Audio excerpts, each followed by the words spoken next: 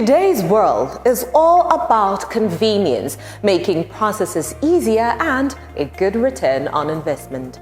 This is a world where in some parts, drone technology is used to deliver medication from the pharmacy straight to your home. Other parts of the world now have humanoid robotics manning hotel front desks. And just recently, Botswana embraced the concept of shopping online for groceries, coupled with delivery services. Of course, as with anything to ever come into existence, these were initially concepts that might as well have tanked and had no return on investment because they were brought to market without precise understanding of consumer sentiments and what their exact needs were. Currently, what marketers do is at best run surveys to find out consumer sentiment and maybe even what they wish to see come out as products and services, which leads to an overgeneralized approach to product development and marketing, with the hope consumers will buy in. But what if there was a sure way of knowing exactly what your consumers' needs are and their sentiments on your products and services? This solution would help marketers offer their clients personalized, targeted experiences, relevant products and services, and making informed business decisions. Well, entrepreneurs in the technology space, Kagiso Mpa and Nomsa Makgabenyana, who are co-founders of Sipone Insights, launched Sipone AI, a solution aimed at just that. This is artificial intelligence coupled with what is called applied machine learning, meant to carefully mine historical and real-time data to help brands and companies understand consumer sentiments no matter their language. Developed this solution ready for both the local and international markets in spite of the various challenges that mar the local technological developments and developers in this country. So how did the duo manage to set themselves apart from the multitudes that they contend with in the market, to be taken as seriously and have a notable place in the tech space as a startup company? We chat tonight with co-founder and chief executive officer at Sipone Insights, Nomsa Makgabenyana. Nomsa, thank you so much for coming on First Issues and affording us your time today. We're talking about Sipone AI, right? Perhaps you could start off by telling us how it came into existence. Sipone AI was our hypothetical response to COVID-19, the pandemic. And so much to luck or chance or coincidence, there was a competition by Ninja Japan, which was facilitated by JICA, which was looking for startups that would solve the problems surrounding COVID-19 and the pandemic with innovative technological solutions, right?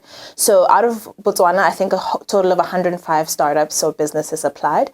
And our prototype was one that said we want to listen to what, not listen, but comprehend really what but the everyday Botswana on the ground is saying about COVID-19, using a technology such as, well, it wasn't called Sipone at the time, it had no name at the time, again, it was a prototype, to use natural language processing that whether or not a person speaks in perfect English, whether they speak in Setswana, whether they say something about COVID-19 in a mixture of those languages, Kasetsotsi, or whatever language, you know, these sayings all the time on social media. Whatever that person says, if it's surrounding COVID-19, our program or our tool, which is now Sipone AI, would be able to pick that up and comprehend whether that's misinformation or disinformation or perfect information that is ideal that we want to continue to spread. The goal with the prototype was to obviously help, you know, bodies like the task force to flag those misinformation points, again, across the spectrum of however a citizen chooses to express themselves. So, for example, just to show you how it translated on the ground, if there was wrong information being spread about COVID-19, what is the 5G towers, and the president has put these 5G towers because he wants to kill everyone, you know, whatever the case may be, the tool, the program, which uses natural language processing, would be able to flag that as a sentiment that is of misinformation or disinformation towards the pandemic. So then the remedial action would obviously be up to, say, you're near the task force to say, okay, no, we can flag this and maybe let's put up a campaign that addresses this specific piece of misinformation. Only 5 startups were picked out of that 105, and we were one of the 5, and we were awarded a significant amount of funding so we can scale the prototype And then later on, we developed into what is Sipone AI, which speaks more to the business community, to marketers, brand builders, product developers who want to know how people or consumers in African languages are saying about their particular product, no matter what language they've used to express themselves. You had a very elaborate launch for Sipone AI, which was very, very well received. What is it that you have done or you continue to do that helps you be taken seriously, especially with this product, because you're working in an industry that is marred by so much denigration around the conception that, products that come out of Botswana are not forward-thinking, if you will. I think what we have done for the past 3 years in building City Insights and now Sipone AI is to make sure that we present the brand in as clear language as possible, right? We're not trying to confuse anyone. We're not trying to go to an extent to prove that we're something that we're not. We know our niche. We know what we're focusing on. We know what Sipone AI does. And we communicate about Sipone AI in language and forte that's as simple as understand for anyone, right? So whether you're still a student, whether you're a marketing executive, whether you're a CEO, and you're looking for technologies to back up, your daily work, simplify what you're talking about. Don't try to prove, anything. We know what we're doing, and the proof is always in the pudding. So that's how we've also shaped our brand and our communication strategy about what we do and the technologies that we build. So the launch happened in April. We started planning it quote unquote in November the year before. So April 2022, we started planning for this launch in November 2021. So it needed to be planned. It wasn't something that was going to be a fly-by-night, event, just gather some people and hope for the best. On a second front, I think having partners, the right partners, is what helped us get Sipone AI to where it needed to get to in terms of launch, right? Specific to the launch. We was lucky enough to have a good partnership and relationship with Mr. Tataone Dichaba, who is the founder of Ditech, and that's where we had the launch. So that partnership and that synergy presented an opportunity where we were able to use his location and his store, which sells tech products and tech hardware, to showcase Sipone. And then on the other front, it also gave that particular partner an opportunity for our potential clientele, which we invited, to see and understand that these digital technologies and hardware, laptops, phones, that are of a global standard that are available in Botswana. Access to capital continues to be one of the challenges that tech developers or people who work in the technology space continue to face. Has it been, or is it the case with yourselves? Also seeing that you're trying to scale your business to East Africa. Capital is my burning issue as a founder, as I lead this business. Yes, there's people who write the code, who've built Sipone AI, who are, working with the technology to make sure that it works. But my biggest concern is obviously capital. How are we going to get the capital that we need to be able to scale this tool beyond Botswana, because Botswana is a very small market. It's a testing market. And I think we've proven that we can be successful in this market through Sipone AI. I think fundamentally, there's some rules that you need to have regarding funding, right? For our business and what we're trying to achieve, banks are a no-go because a startup cannot afford that kind of risk, right? And paying back the interest rate that a bank would have. On the second front is government agencies are a no-go for us, particularly because of the red tape and the amount of time you take investing into that particular source of funding. And then it's not particularly fruitful in capacity building, right?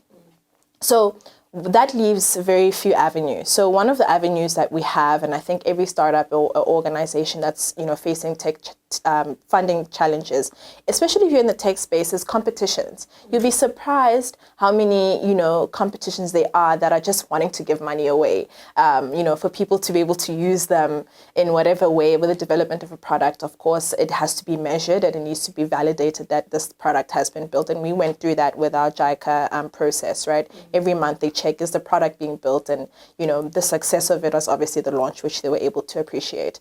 So first is competition. The second is VC funding, which is the journey that we're on right now. We're trying to secure $300,000 US to be able to further develop Sipone AI and its features and capabilities and offerings to the customer, to our B2B customer. And then on the second front, we're able to scale it, right? Mm-hmm. And there's many avenues for that. The process is a little bit harder because VCs look for different things when they want. VCs, venture capital, right? Or angel investors, whichever way you look at it. They look for specific things, right? So are your books in order? Who's the management team? They want to see a very strong management team, right? That's another thing that we always have to speak about when we present. They want to see that the product is working, that the product has traction in terms of customers. So lots of planning required. I don't think funding is something that is as light in terms of I just want money from the government, and it needs a lot of planning.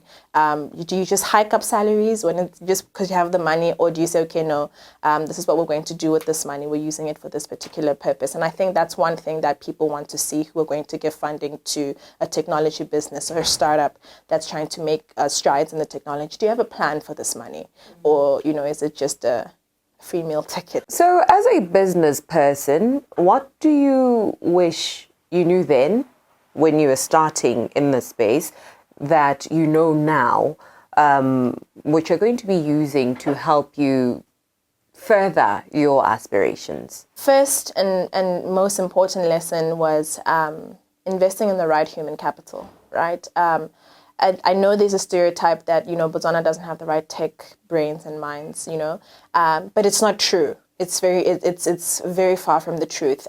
We have had the privilege of having really, really brilliant minds, come on our team. And, I always like to mention the fact that our lead developer right now is a student. He does both, and he does it very brilliantly. So investing in the right human capital, not being afraid to take a risk on certain team members, and really trusting your team. I think I came in from, a fear of like, if I let them have too much, it's going to be a disaster. But I took my first leave in over a year, and a few weeks ago, and everything ran smoothly without me, because of that ability to trust and really depend on your team, right? So I think that's one of the things that I wish I would have known much sooner. It would have saved me a lot of, mental breakdown as running a business, to trust and to know how to depend on your team. As a whole, what do you hope for the technology space in Botswana that would support its sustainable growth, not only for the benefit of the developers, but also the citizens? I think the number one aspiration that I have is, technology products that come out of this country would be built with the idea and with the intention of scaling. So there's a lot of technology products and software developers and software businesses in the country, right? But the issue is, are we building something that is scalable? Can it go beyond where it is now? And I think that's what we're missing. I think that's what we're missing, because we build just to get the check from the client and we're done. But how many of those ideas that we've built and, bespoke solutions that we've built for clients can actually be used, by other organizations, one, within the country, two, can be scaled to a different market? Sometimes things don't work in Botswana because of reasons of mindset, reasons of, are they willing to take a bet on a business like that, or whatever the case may be.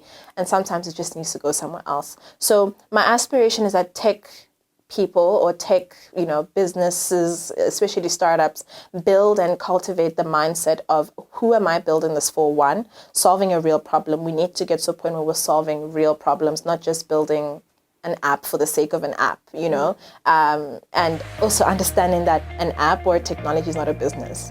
So it needs to be backed up by processes, by systems that make it a business. This program was brought to you in association with First National Bank of Botswana. FNB, how can we help you?